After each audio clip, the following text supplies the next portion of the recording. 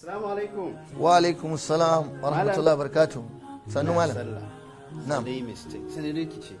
Shin zan yi sujud daya ne ko sujud biyu ne? Sai rikice. An ce ana kiran shi kabli da ba'adi. Na'am. Sai ce kuma Allah ka karamin bayani.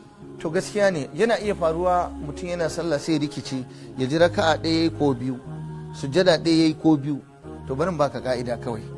Ko yaushe idan ka zo sallah ko sai ka ji ka rikice guda ɗaya kai ko biyu to ka da shi ɗaya. In ka ji sujada ɗaya kai ko biyu to ka da shi ɗaya. Ma'ana ka da shi lowest number ɗin number da yake na ƙasa shi za ka mayar.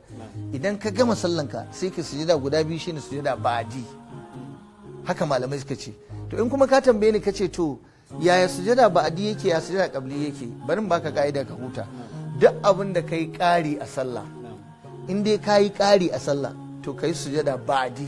Abin da ake nufi sujada ba'di idan ka yi assalamu alaikum warahmatullah assalamu alaikum warahmatullah sai ka ƙara sujada guda biyu ba sai ka maimaita tahiyya ba kana gama sai ka yi assalamu alaikum kaga ba'di ba'da salam.